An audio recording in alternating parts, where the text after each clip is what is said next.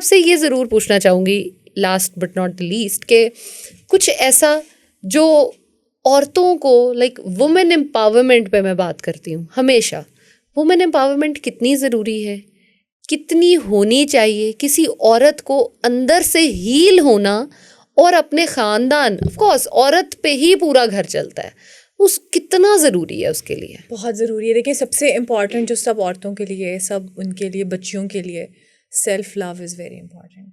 ठीक है, क्योंकि अगर आप अपना ख्याल रखोगे तो आप किसी और का ख्याल रखने के काबिल होगे। That's right. हमारी घुट्टी में डाला होता है कि जी self love is selfish. Oh. अरे नहीं भाई, it's not, It's quite different. It's a self care. देखो भूखा कभी किसी को खाना नहीं खिला सकता।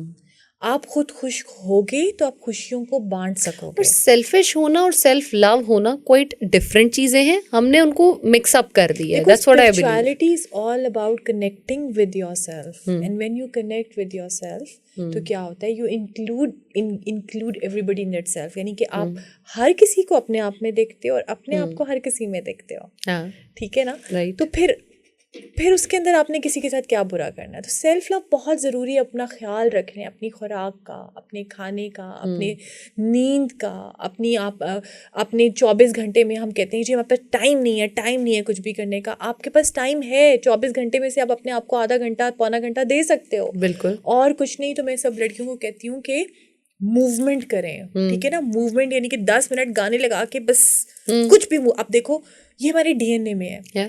कोई भी जानवर जब सो के उठता है वो क्या करता है? शेक करता है। ठीक है?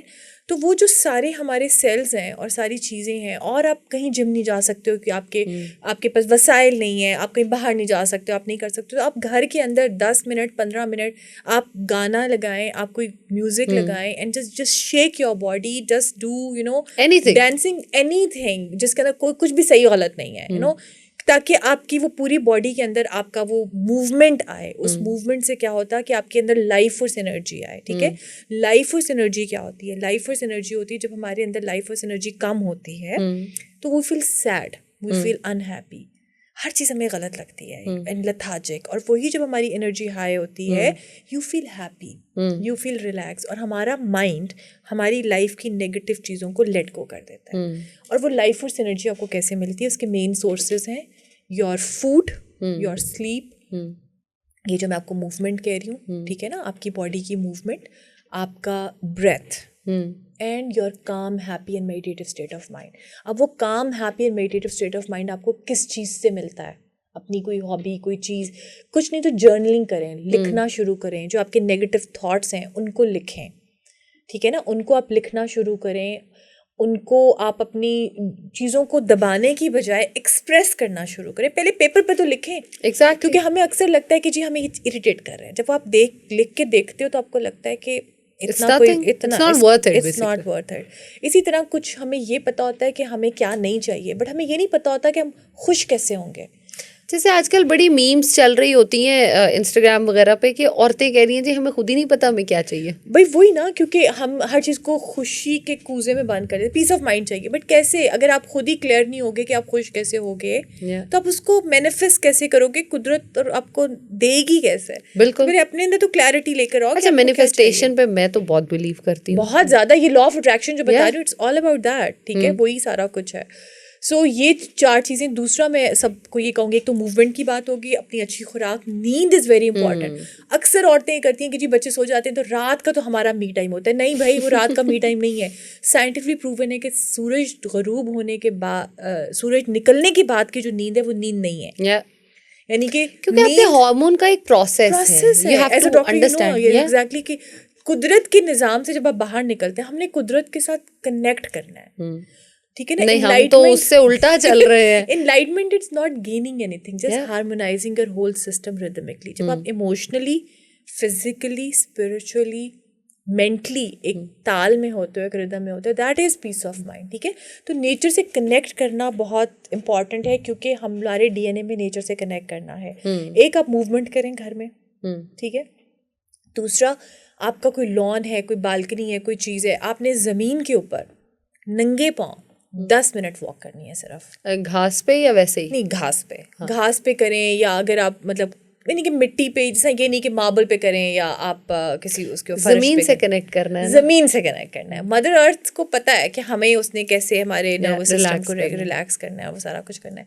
सिर्फ अगर आप 10 मिनट ये शुरू कर लें, 10-15 मिनट आप मूवमेंट की एक्सरसाइज कर लें। ये जो मैंने आपको पावर ब्रेथ बताया, ये हम लोगों का J2J का जर्नी टू जॉय का पेज है यूट्यूब के ऊपर। उसमें बेइंतहा छोटी छोटी मेडिटेशंस हैं, बहुत चीज़ें हैं जो मैं 101 वीडियोज़ बता रही हूँ, वो सारी उसके ऊपर है। नॉलेज है, एवरीथिंग है।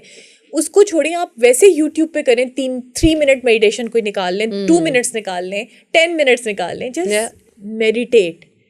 ठीक है ना? मेडिटेशन से क्या होता है कि आपकी माइंड का पाइप साफ होता है। हमारा जो माइंड है ना, वो एक ब्लैक बोर्ड की तरह है। अगर एक इंग्लिश का पीरियड होगा, टीचर उस पर लिखेगा, और फिर मैथ का पीरियड होगा, वो उसको साफ किए बगैर लिखेगा, किसी के पल्ले कुछ नहीं पड़ेगा ना। तो माइंड की सफाई, ब्लैक बोर्ड की सफाई इज इम्पॉर्टेंट। तो ये ब्रेथ वर्क मेडिटेशन आपके माइंड की सफाई करते हैं। तो जब आपकी पुरानी चीज़ें बाहर निकलेंगी तो नई चीज़ों की जगह बनेगी ना।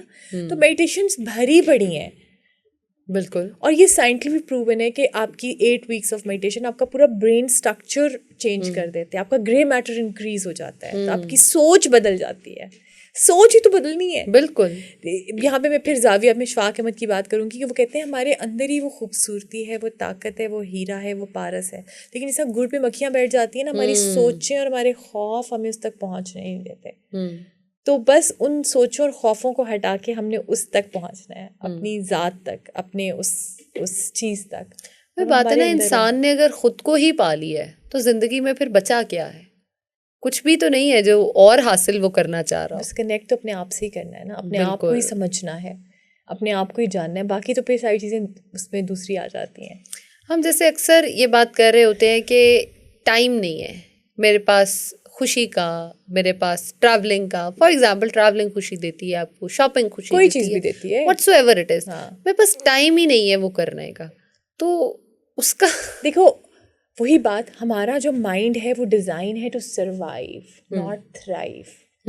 हमारा माइंड बहुत स्नीकी तरीके से आपको एक्सक्यूजेस देता है, क्योंकि वो नहीं चाहता कि आप उसे कंट्रोल करें। वो उसकी मर्जी चल रही है, आप उसके कंट्रोल में, उसको और क्या चाहिए? बादशाह को आप कैद करेंगे तो वो तो नहीं होगा ना। माइंड को जो कंट्रोल करना है वो नहीं चाहता। वो बड़ी स्नीकी तरीके से स्ट्रैटेजीज बनाता है कि आपके पास टाइम नहीं है, आपके पास ये नहीं है, इसलिए आप नहीं कर रहे हो, क्योंकि आपको ये करना है, वो करना है। हम सिर्फ फ़ोन उठा के इंस्टाग्राम देखते हैं, ऐसे करके रील्स देखते हैं, पता ही चला घंटा गुजर जाता है। तो दवाई खाना ज़रा आसान लगता है, अपने पे काम करना मुश्किल लगता है। अब देखो, घर के अंदर अगर औरतें जो घर से बाहर नहीं निकलती, उनके लिए कितना मुश्किल है कि वो 10 मिनट वॉक ना कर लें, 15-20 मिनट वो सिर्फ।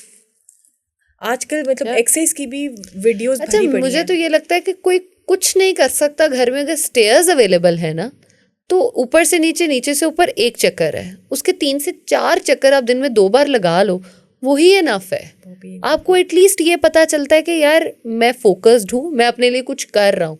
आप खुद ही ज्यादा करना शुरू कर देते हो अपने लिए कुछ करना। बस वो ये ना कि हमें जहाँ पे हीलिंग आती है ना, माइंड हमारा हमेशा हीलिंग को अवॉइड करता है। तो बस माइंड को ही तो काबू करना है।